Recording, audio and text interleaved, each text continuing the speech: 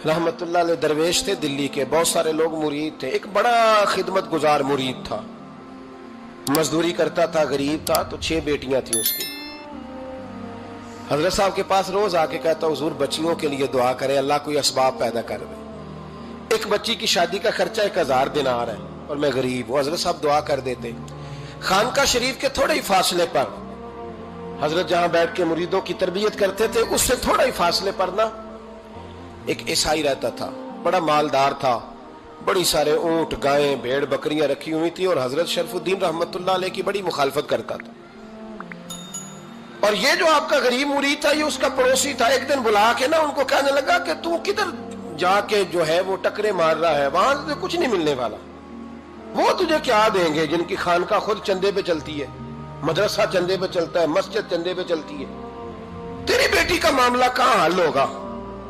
तो उस दरवेश ने कहा कि तू मेरे पीर को नहीं जानता, तू अजय मेरा महबूब नहीं डिठा, तो पता नहीं ना, तू इस रास्ते का मुसाफिर नहीं, तू नहीं जानता। उनका बस चले ना तो वो हर कीमत में मेरी बेटियों की शादी करा दे। अब वो ईसाई था, कहने लगा अच्छा चलो ठीक है, अगर इतनी बात है ना तो जाओ उनसे जाके कह दो कि 6 साल के लिए मेरे साथ मुआहदा कर लें, वो मेरे जानवरों को चारा डाल दिया करे, 6 साल ड्यूटी करे, मैं 6000 दिनार दे देता हूं। वो मेरे साथ 6 साल मेरे जानवरों को चारा डाले, रखते हैं ना आप चारा डालने के लिए एडवांस पैसे दे के। अब तो लोग उन्हें भी गुलाम ही बना लेते हैं, बड़ी थोड़ी तनख्वाह देते हैं, जुल्म करते हैं, पूरा मुआवजा नहीं देते। हजरत शेख शरफुद्दीन के बारे में वो कहने लगा, जब अपने पीर से जाके कह के मेरे जानवरों को 6 साल चारा डाले, मैं 6000 दे देता हूं, तू जो कहता है हर कीमत पे जाने को तैयार है। उसने जब ये बात की तो मुरीद ने नाराज हो गया, वो लड़ाई हो गई, गिरबान पकड़ लिया, झगड़ा हुआ, बात बड़ी दूर गई। इस तरह की बात करता मेरे हजरत के बारे में, तेरे जैसे कई मैं वहां काम पे रखा दूं। जब वो बड़ी बहस हुई, बात मोहल्ले में, इलाके में फैल गई, दुनिया ने सुन ली, तो शेख शरफुद्दीन तक भी पहुंच गई। इस तरह झगड़ा हुआ है। लोग सो गए इशा की नमाज के बाद। हजरत साहब ने ना सर पे कपड़ा लिया, उस ईसाई के दरवाजे पे दस्तक दी, वो बाहर आया, फरमाने लगे लोग तो सोच समझ के मुलाजम रखते हैं, तूने भी तो सोच ही लिया होगा, तभी तो मुझे ऑफर की है। तू अपनी ऑफर पे कायम है? वाकई मुझे रख लेगा और 6000 दिनार दे देगा? कहने लगा जा बाबा काम कर अपना। फरमाया नहीं, तूने इतने लोगों में बात की, इतनी बहस हुई, तो कायम है? कहने लगा मैं तो कायम हूं, पर आपने नहीं कायम रहना। फरमाया मैं सोच समझ के आया हूं। उसने कहा आप ड्यूटी करेंगे, भैंसों को चारा डालेंगे? फरमाया एक शर्त, बस जब अजान हो जाए ना तो मुझे रब की नमाज पढ़ने की इजाजत दे देना, बाकी सुबह शाम जो तू कहेगा। अगर उस गरीब की बेटियां ब्याही जाए तो मुझे और क्या चाहिए? उसकी 6 बेटियों का बोझ है उसके सर पे, तू मुझे रख ले। अल्लाह अकबर। वो कहने लगा चले पे मेरे साथ खते बंदगी कर ले। आजकल हम स्टाम्प करते हैं, उस जमाने में खते बंदगी होता था, गुलामी का खत, काजी शहर के पास, यानी उसका ख्याल था कि चलो स्टाम्प की बात करूंगा तो भाग जाएंगे। फरमाया चल मैं तैयार हूं। काजी तक गए, तय हो गया, 6000 दिनार दे दिए। हजरत ने मुरीद को बुलाया, फरमाया पुत्र ये ले जा मेरी बेटियों को रवाना कर दे। कहने लगा हुजूर ये क्या कर रहे हो आप, कुछ सोचे? फरमाया यार जब तुझे बेटा बना लिया तो फिर मेरी पोतियां तो लगती हैं ना, मेरा हक तो बनता है ना, जा जाके ड्यूटी कर, उनको ब्याह दे। बात फैल गई, बादशाह भी अकीदतमंद था, वो 12000 दिनार लेके पहुंचा। क्या बताऊं इन रब के बंदों का दिल कैसा होता है, क्या दर्द होता है, क्या रंग। 12000 दिनार लेके बादशाह आया और आके हजरत को पेश किए, का हुजूर आप दें इस ईसाई को डबल दें और जाए काम करें। आप फरमाने लगे तू पैसे दे, शर्तें ना लगा, मेरा जहां दिल करेगा मैं खर्च करूंगा, मुझे तो मजा ही अब आने लगा है, अभी तो लुत्फ आ रहा है, अभी तो जायका आया है कुछ करने का, पैसे देने या तो दे, पाबंदी ना लगा, जहां मेरा दिल करेगा मैं। उसने कहा हुजूर ठीक है रख ले। हजरत ने फजर मस्जिद में पढ़ी, जेब में 12000 दिनार थे, ऐलान फरमाया भी किसी और की बेटी भी बैठी है तो पैसे मेरे पास है। वो 12000 दिनार भी बांट दिया, और 12000 दिनार बांट के ना तो फिर चले गए खेत में चारा काटने। उस ईसाई को किसी ने बतलाया कि उनके पास तो 12000 आया है, पर तुझसे जान नहीं छुड़ाई उन्होंने। वादा ये हुआ था कि 6 देंगे तो जाएंगे, जब तक देंगे नहीं तेरे घर में काम करेंगे। वो ना चारा काट रहे थे, हजरत साहब तो वहां पहुंच गया, दूर जाके खड़ा हो गया, कहने लगा बाबा پہلے تو میں نے مسلمانوں کے اخلاق سنے تھے، اب تو میں نے دیکھ بھی لیے، پر یہ بتا جب 12,000 آیا تھا جان کیوں نہیں چھڑائی؟ تو حضرت چارہ کاٹتے کاٹتے رو پڑے، فرمانے لگے تو نہیں نہ جانتا یہ بیٹیاں سانجی ہوتی ہیں، پتہ نہیں نا؟ میرے رسول پاک نے تو حاتم تائی کی بیٹی کے سر پہ کپڑا رکھ کے کہا تھا بیٹیاں برابر ہوتی ہیں، تو یہ نہیں پتا جب اس کی 6 بیٹیوں کی شادی ہوئی ہے میرے اندر روحانیت کتنی بڑی ہے۔ فرمایا پھر 12,000 آیا ہے تو 2-4 بچیاں پھر گئی ہیں، یہ نہیں پتا میں اندر سے راضی کتنا ہوں، میں تیری نوکری کرتا رہوں گا، پتہ نہیں اللہ کتنی بیٹیوں کو بیاہ دے گا۔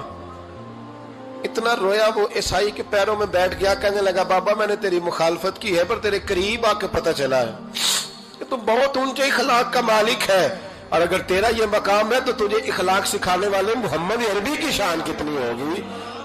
ظالم کی بولیے جاتے نہیں لوگ جھوٹے گواہ بن کے، وکیل صاحب کو نہیں پتا ہوتا کہ یہ بندہ مجرم ہے جو میرے پاس آیا، کیا مجرموں کے وکیل نہیں ہوتے؟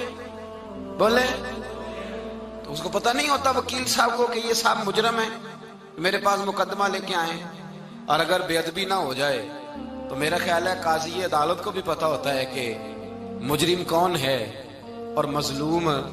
میرے نبی پاک صلی اللہ علیہ وسلم نے اس قدر زیادہ سختی فرمائی اس مسئلے میں، فرمایا جس کو پتا تھا کہ فلاں آدمی ظالم ہے، ظلم کر رہا، پھر وہ ظالم کا گواہ بنا یا اس نے ظالم کی مدد کی، کتنی کی؟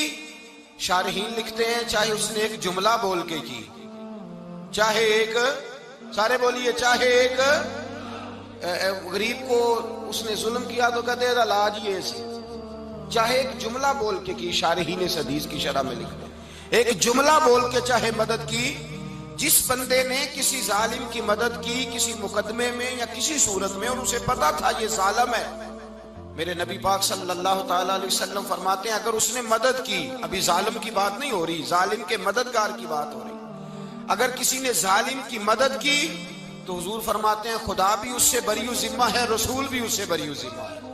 سنبھال کے رکھے اپنی نمازیں، قربانیاں، حج، زکوٰۃ سنبھال کے رکھے۔ اگر ظالموں کا مددگار ہے، الیکشن آ لینے دے، آپ کو نظر آ جائے گا کون کون ظالموں کا مددگار ہے، نظر آ جائے گا۔ اپنی جیب سے لوگ پیسے دے کے ظالموں کی مدد کریں گے، ان کے فلیکس چھپوائیں گے، بورڈ لگوائیں گے، جیبوں سے پیسے دے گے۔ ہم نے خود آگ لگائی ہے چمن میں اپنے، بے سبب گردشی ایام کو الزام نہ دو، ہم نے خود نور کا ظلمت سے کیا ہے سودا، کر کے توہین سحر شام کو الزام نہ دو۔ ظالموں کے مددگار میدان میں آ گئے، یہ چھوٹا لفظ نہیں، میرے حبیب پاک صلی اللہ علیہ وسلم نے فرمایا جو ظالم کا مددگار ہے سن لے جو سجن کے ساتھ کچہری جاتا ہے، وہ یاد رکھے جو دوست کا گواہ بنتا ہے، وہ یاد رکھے جو کہتا ہے میں مانگی گیا تھا، مجھے بلایا گیا تھا قبضہ چھڑانے کے لیے کسی غریب بیوہ کی جائیداد پہ، وہ سن لے تو مدد کر کے نہیں آیا، تو خدا کے ذمے سے نکل گیا ہے۔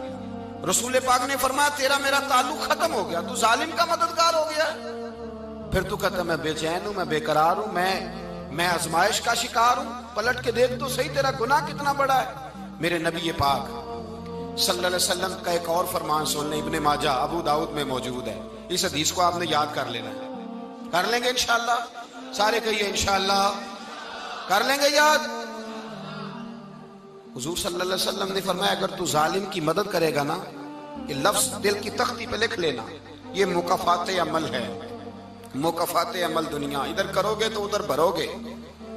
فرمایا اگر تو کسی ظالم کی مدد کرے گا، سن لے حضور کا فرمان ہے، اگر تو ابن ماجہ ابو داؤد سیاہ میں موجود ہے، فرمایا اگر تو کسی ظالم کی مدد کرے گا تو رب تعالیٰ مرنے سے پہلے پہلے تیرے اوپر بھی ظالم کو مسلط کر دے گا، تیرے اوپر بھی ایک دفعہ ظلم ضرور ہوگا اگر تو ظالم کی، وہ کسی صورت میں بھی ہو سکتا ہے، کسی صورت میں بھی تیرا بیٹا ہی اٹھ کے ظلم کر دے گا، تو الجھ جائے گا، کسی نہ کسی جگہ تیرے لیے تباہی کا سامان ہوگا، تیرے اوپر ظلم ہوگا، اس لیے کہ تو ظالموں کا مددگار ہے۔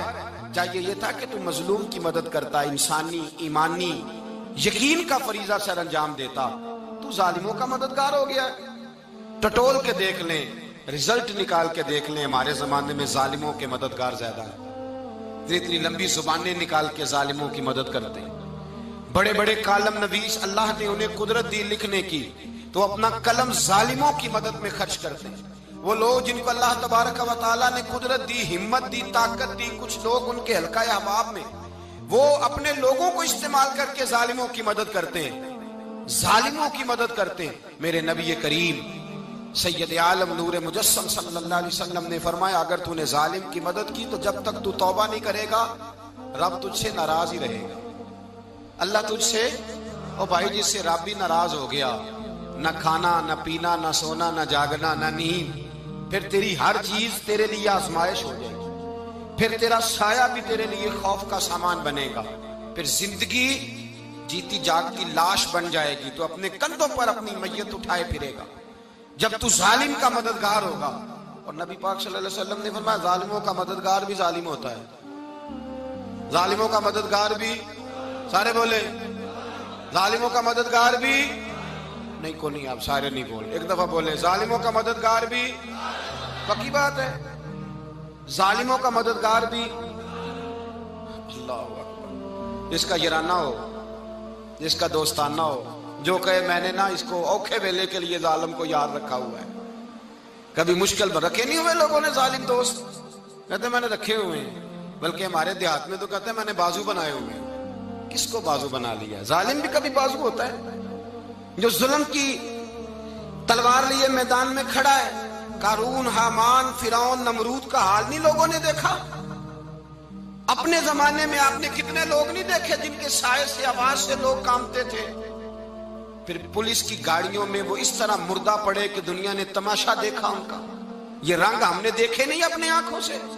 فرمایا ظالم کا مددگار بھی، جو کار میں بٹھا کے لے کے گیا وہ بھی ظالم، جس نے چائے پلائی وہ بھی، جس شخص نے کھانا کھلایا وہ بھی، جو کچہری تک ساتھ گیا وہ بھی، جس نے فلیکس کے نیچے بڑے شرابی کے نیچے چھوٹی اپنی فوٹو لگائی وہ بھی، جو ووٹ کی پرچی ڈالنے گیا وہ بھی۔ کہہ دینا باہر نکل کے کہ حضرت صاحب نے سیاسی تقریر کی ہے، کہہ دینا، پر بات تو سچی ہے نا۔ خو کرے ہم تو سے تھوڑا سا گلا بھی سن لے، خو کرے ہم تو سے تھوڑا سا بھی گلا۔ امام مالک کے پاس ایک بندہ آیا، اس نے کہا حضور میں درزی ہوں، ایک ظالم بادشاہ مجھ سے کپڑے سلواتا ہے، میں تو ظالموں کا مددگار نہیں نا۔ ایک ظالم بادشاہ مجھ سے، حضور میں تو مددگار نہیں نا ظالموں کا، جو فرمایا ظالموں کا مددگار بھی ظالم ہوتا ہے، تو کپڑے لے کے آتا ہے میں سی کے دے دیتا ہوں، ذمہ داری نہیں۔ یہ ایک آدمی دکاندار ہے، اس سے کوئی بندہ چیز خریدنے آئے گا تو تھوڑی کہے گا میں نے نہیں دینی، تو دے گا۔ کوئی بندہ اگر کسی شخص سے کوئی کام کہتا ہے جو اس کی فیلڈ ہے، اس کا شعبہ ہے، اس کا معاش کا وہ سلسلہ ہے، کہتے ہیں یا رسول اللہ صلی اللہ علیہ وسلم ظالموں کا مددگار بھی ظالم، حضور نے فرما دیا۔ تو امام مالک سے بندے نے مسئلہ پوچھا، دل کی تختی پہ لکھنے والی باتیں ہیں، کہا حضور میں درزی ہوں، ظالم کپڑے سلواتے ہیں، میں تو مددگار نہیں نا۔ امام صاحب کہنے لگے نہیں، مددگار تو وہ ہوگا جو تجھے سوئی دھاگا فراہم کرے گا، تو پورے کپڑے سی کے دیتا ہے، تو خود بہت بڑا ظالم ہے، تو پورے سوٹ سی کے دیتا ہے، تو بہت بڑا ظالم خود ہے۔ مددگار تو وہ ہوگا جو تجھے دھاگا دے گا، جو تجھے بٹن دے گا، جو تجھے نلکی دے گا۔ جو ظالم سے اتنی نفرت ظلم کر کے بندہ ہے، یہاں تو ہمارے زمانے میں ہیرو بن جاتے ہیں لوگ، ظالم ہیرو ہے، لوگ اس سے ڈرتے پھرتے ہیں، گھومتے پھرتے ہیں، اور بہت سارے کم مزاج لوگ اس کے پیچھے ہاتھ باندھ کے پھرتے ہیں۔ ظالموں کی مدد کرنا، ظالموں کے ساتھ رہنا، یہ ظلم ہے، ظلم، یہ زیادتی ہے۔ میرے نبی پاک صلی اللہ تعالی علیہ وآلہ وسلم نے ارشاد فرمایا یاد رکھو، رب فرماتا ہے میں مظلوم کی مدد ضرور کروں گا، چاہے جلدی کروں چاہے دیر سے کروں، میں مظلوم کی مدد۔ اور حضور صلی اللہ علیہ وسلم نے فرمایا ہے، حضرت معاذ بن جبل کہتے ہیں حضور نے مجھے یمن کا گورنر بنایا، جب میں جانے لگا نا تو حضور نے بڑی نصیحتیں کی، بخاری میں موجود ہے، فرماتے ہیں جب میں پلٹنے لگا تو میرے رسول نے فرمایا معاذ ایک منٹ ٹھہر جا، ایک بات میری یاد رکھنا، اس کو نہ بھولنا۔ کہا حضور کیا؟ فرمایا دیکھنا کسی پہ ظلم نہ کر بیٹھنا، کہیں تجھ سے زیادتی نہ ہو جائے۔ محبوبہ پھر حضور نے فرمایا سن میرے معاذ، میں تجھے گورنر بنا رہا ہوں، زیادتی نہ کر بیٹھنا۔ یا رسول اللہ صلی اللہ علیہ وسلم کیا ہوتا ہے؟ تو میرے کریم نے فرمایا جب مظلوم دعا کے لیے ہاتھ اٹھاتا ہے تو عرش کا مالک کہتا ہے فرشتوں پیچھے ہٹ جاؤ،